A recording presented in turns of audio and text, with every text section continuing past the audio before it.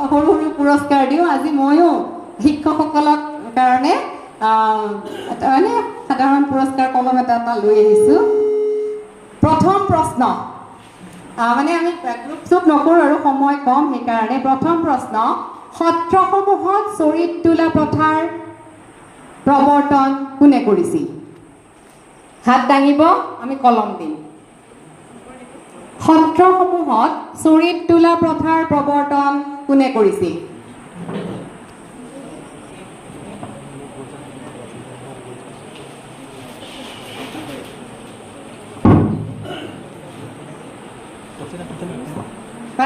পাৰিবনে? ঠিক আছে, আমি দ্বিতীয় প্ৰশ্নলৈ গৈছোঁ। যুগনায়ক শংকৰদেৱ গ্ৰন্থখনৰ ৰচক কোন? কওক ছাৰ। হা? সম্পূৰ্ণ শুদ্ধ উত্তৰ। ছাৰ আহক আপুনি। বাইদেউ খৰচ বাইদেউ কলম সকলো এটা জোৰেৰে হাততালি দিয়ক। আপোনাৰ নামটো? বিশ্বজিৎ কলিতা। বিশ্বজিৎ কলিতা।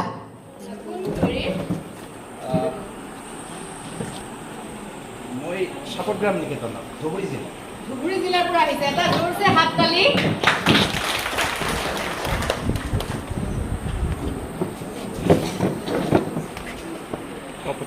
এইবাৰ প্ৰশ্ন আছে, শ্ৰীমন্ত শংকৰদেৱ প্ৰৱৰ্তিত শৰণ নাম ধৰ্মৰ 4 খুঁটি কি কি? 4 খুঁটি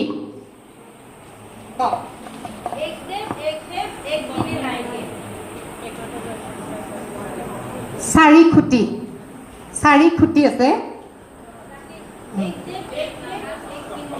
নহয়, এই পিছফালে কৈছে। বহকচোন বাইদেউ, আপুনি আহক। বাইদেউ আগবাঢ়ি আহক, হৈছে আহক।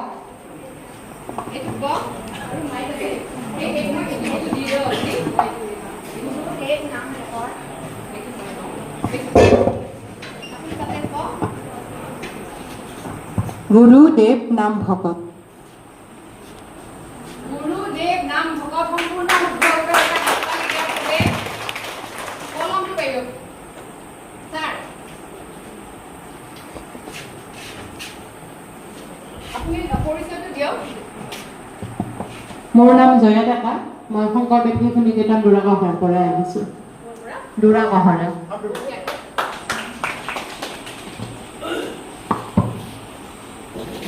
এইবাৰ প্ৰশ্ন হৈছে 4 নম্বৰ প্ৰশ্ন, ভক্তি ৰত্নাকৰ গ্ৰন্থৰ ৰচক কোন? হাত দাঙিব। শংকৰদেৱ। সম্পূৰ্ণ শুদ্ধ উত্তৰ। কলম এটা দিয়ক।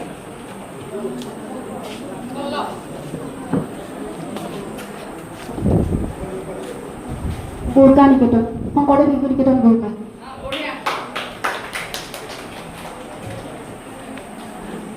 শংকৰদেৱ এণ্ড হিজ টাইমছ এই গ্ৰন্থখনৰ প্ৰণেতা কোন? শংকৰদেৱ এণ্ড হিজ টাইমছ এই গ্ৰন্থখনৰ ৰচক কোন? হাত দাঙক। হ'ব? কওক।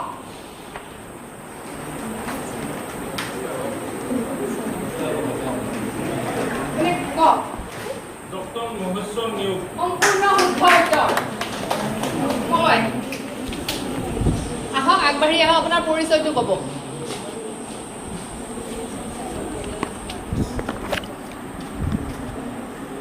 নমস্কাৰ, মোৰ নাম শ্ৰী ৰূপমজিত ৰাৱতী। মই বৰপেটা শংকৰদেৱৰ পৰা আহিছোঁ। সকলোৱে জোৰেৰে হাততালি দিব। এইবাৰৰ প্ৰশ্ন একদম সহজ প্ৰশ্ন দিছো। শ্ৰীমন্ত শংকৰদেৱৰ জীৱনী ভিত্তিক উপন্যাস ধন্য নৰতনু ভাল কাৰ ৰচনা? সম্পূৰ্ণ শুদ্ধ। আহক বাইদেউ আগবাঢ়ি আহক।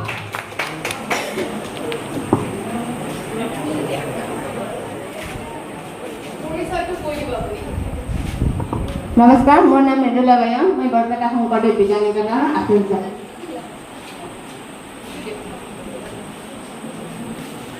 তাৰপিছত আহিছে 7 নম্বৰ প্ৰশ্ন, লক্ষ্মীনন্দন বৰাই ৰচনা কৰা শ্ৰীমন্ত শংকৰদেৱৰ জীৱনী ভিত্তিক উপন্যাসখনৰ নাম কি? লক্ষ্মীনন্দন বৰাই ৰচনা কৰা শংকৰদেৱৰ জীৱনী ভিত্তিক উপন্যাসখনৰ নাম কওক। জাকেৰি নাহিকে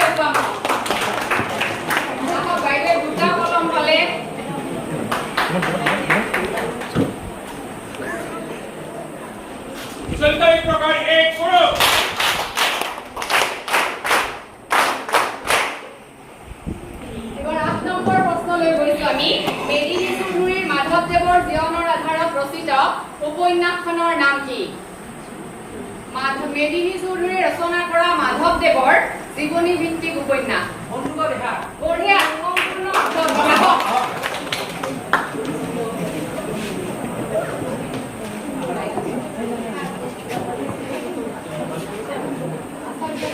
হয়, মোৰ নাম কীৰ্তিকমল ভৰালী।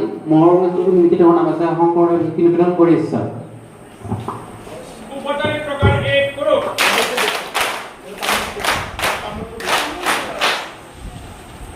তাৰপিছত 9 নম্বৰ প্ৰশ্ন, মাধৱদেৱৰ জীৱনী ভিত্তিক উপন্যাস প্ৰেম অমৃতৰ নদী কোনে ৰচনা কৰিছিল?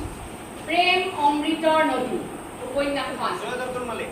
সৈয়দ আব্দুল মালিক সম্পূৰ্ণ শুদ্ধ উত্তৰ।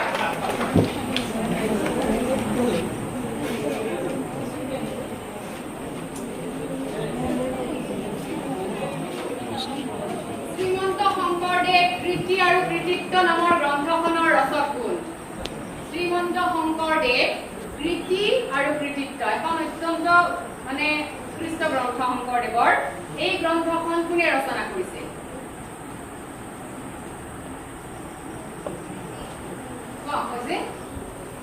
কোনে কৈছে?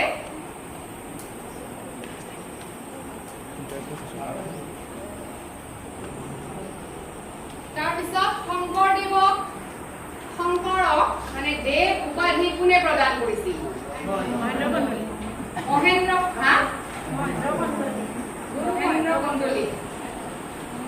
আহক, প্ৰথমতে কৈছে আহক। এইবাৰ কলম পাইছে নেকি আগতে? পোৱা নাই?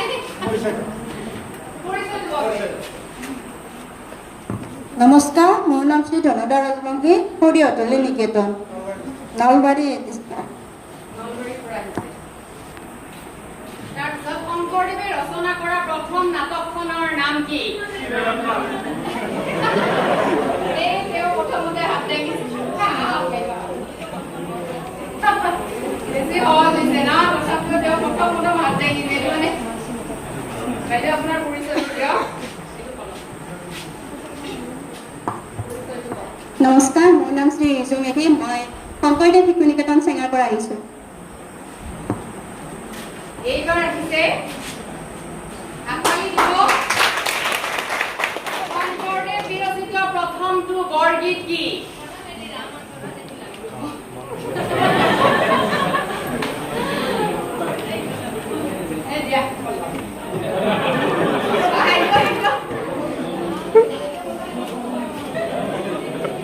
বাইদেউ ক'বচোন, আপুনি বৰগীতটো ক'ত ৰচনা কৰিছিল? যেতিয়া প্ৰথম কি নাম? বয় দি যায় বা বাইদেউ ক্লু দিছে। কওকচোন, বয় দি কি নাম কওক? বন্ধুকা নহয়,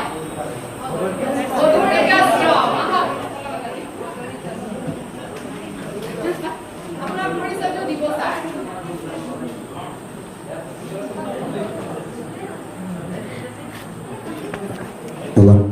নমস্কাৰ, মোৰ নাম শ্ৰী মেদিনীনাথ, শংকৰদেৱ শিশু নিকেতন গৈছোঁ। ইয়াৰ পিছৰ প্ৰশ্ন, শংকৰদেৱৰ শেষৰ নাটকখনৰ নাম কি? ৰাম বিজয়। আহক ছাৰ।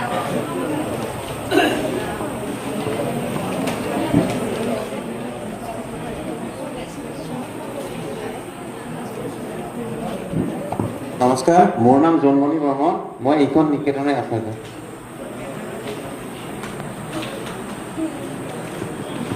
ইয়াৰ পিছত আমি আচলতে আমাৰ 10টা প্ৰশ্ন পাৰ হৈ গৈছে ইতিমধ্যে। আমি প্ৰায় 16টা প্ৰশ্নই কৰিলো।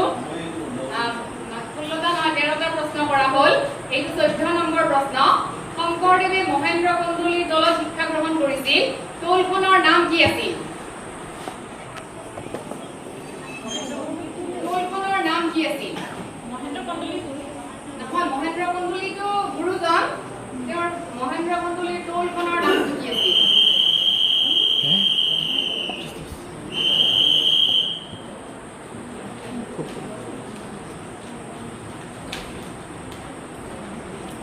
ৰামপুৰ।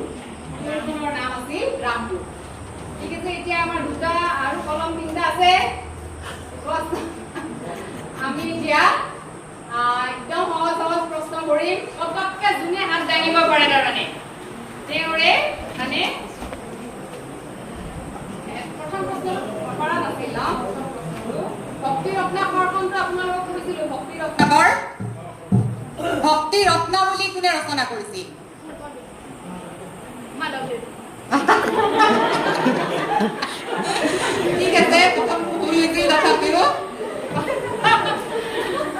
মানে একে নহয় চাৰি এনেকুৱা হৈছে আৰু তাৰপিছত আমি ভক্তি ৰত্নাৱলী গ্ৰন্থখন মাধৱদেৱে ৰচনা কৰিছিল সেইখনৰ সংস্কৃতৰ পৰা কৰিছিল মূল ভক্তি ৰত্নাৱলীখন কোনে ৰচনা কৰিছিল মূলখন সংস্কৃত যিখন মেইন আছিল সেইখন কোনে কৈছে নহয় নহয় মূল যিখন আছিল তাৰ পৰা ভক্তি ৰত্নাৱলীখন মাধৱদেৱে ৰচনা কৰিছিল বিষ্ণুপুৰী সন্যাসী ঠিক আছে এতিয়া দুটা কলম আছে একদম সহজ প্ৰশ্ন কতটো লিখা নাই মহাপুৰুষ শ্ৰীমন্ত শংকৰদেৱৰ জন্ম কিমান চনত হৈছিল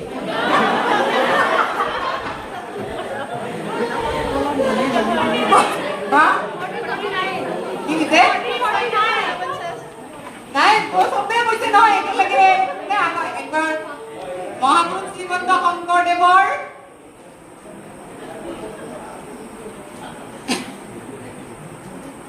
তিনিখন নাটকৰ নাম একেলগে পটকে কোনে ক'ব পাৰিব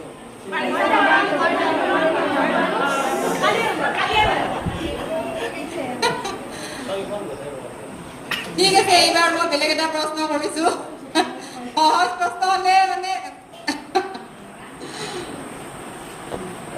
শংকৰদেৱে প্ৰথমতে ক'ত নামঘৰ প্ৰতিষ্ঠা কৰিছিল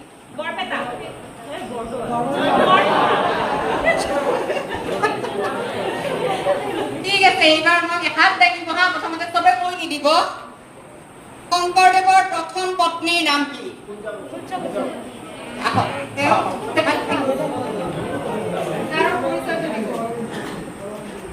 চৰকাৰী প্ৰকাৰ এক কৰক নমস্কাৰ মোৰ নাম শ্ৰী গণেশ্বৰ শৰ্মা মই কামৰূপ জিলাৰ অৱস্থিত শংকৰদেৱ শিশু নিকেতন কৰৰ পৰা আহিছোঁ এইবাৰ লাষ্ট প্ৰশ্ন মহাপুৰুষ শ্ৰীমন্ত শংকৰদেৱৰটো প্ৰকাশ্য নাম শংকৰদেৱ তেওঁৰ গুপ্ত নামটো কি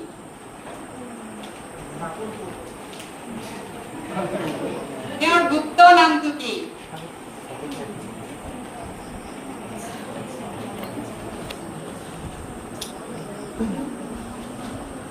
পাৰিবনে কোনোবাই তেওঁৰ গুপ্ত নামটো গংগাধৰ কুকুম্বৰ ভূঞাৰ পিতৃৰ নাম কি এইটো পাৰিব কুকুম্বৰ ভূঞাৰ পিতৃৰ নাম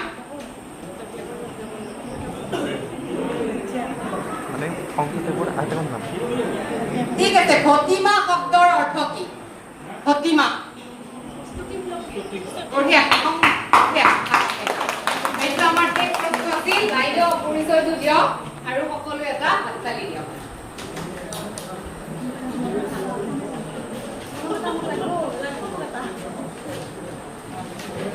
শংকৰদেৱ শিশু নিকেতন বৰকা ৰূপজ্যোতি ডেকা কলিতা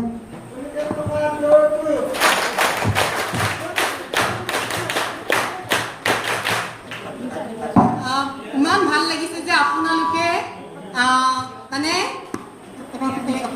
পঢ়িছে আপোনালোকে প্ৰশ্নবিলাকৰ উত্তৰ দিব পাৰিছে বেয়া নাপাব আচলতে মই আৰু শেষ মুহূৰ্তত ভাবিছোঁ যে কুইজ এটা কৰিম ভাল লাগিব বুলি মানে কুইজে কি ডাঙৰ সকলোকে আনন্দ দিয়ে কুইজে সেইকাৰণে আচলতে লৈ আহিলোঁ নহ'লে মই কিবা বেলেগ আৰু পুৰস্কাৰ লৈ আহিব পাৰিলোহেঁতেন তথাপিও ভাল লাগিল কেতিয়াবা আকৌ আপোনালোকক লগ পাম শেষত পুনৰ আপোনালোককে ভগৱান বুলি আপোনালোকৰ ওচৰত যদি কিবা ভুল হৈছে ক্ষমা কৰিব নাজানো হুৱা বাহানা নাজানো হুমি অৰ্জনা পূজা মন্ত্ৰ নাজানো কিঞ্চিত